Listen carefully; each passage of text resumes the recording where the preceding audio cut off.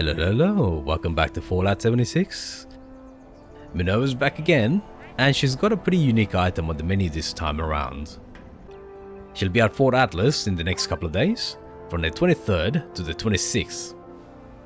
When you fast travel, turn around and go left. She'll be right where I'm shooting at. And this is her catalogue for this sale. There's only really two major items to talk about, but they're pretty good. And as always, we'll start with the better ones.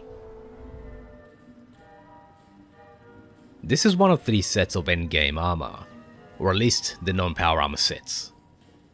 Like most endgame gear, it's specialized for a specific purpose.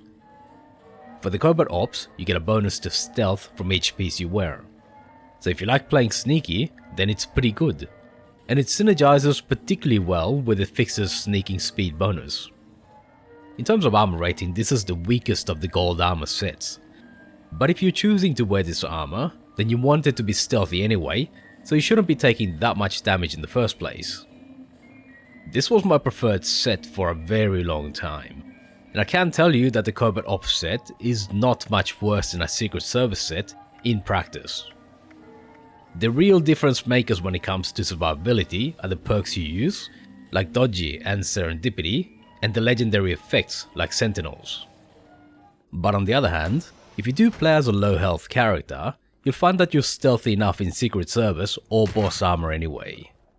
Just because you have really high attributes, and they're one of the major factors for stealth. At full health, it is noticeably better, but at low health, unfortunately, the stealth bonus from the Covert Ops set is not as useful as it should be. And the further downside is that most activities like events and daily ops don't really let you be stealthy anyway. So while the stealth bonus is useful when you're exploring the world, it ends up not being as useful as it might seem on paper. One unique aspect of the Covert Ops set is that you can't craft the mods. You have to buy them from the modder's terminal after you become a general. They go for 1,000 plus caps each, but on the other hand, you don't need to acquire rare materials like flux, so it is more convenient sometimes. All the plans for all the pieces are available for sale this time, and once you learn them, you'll start to get random legendaries dropping. But make sure you don't buy the mask. It has no value other than fitting the look of the set.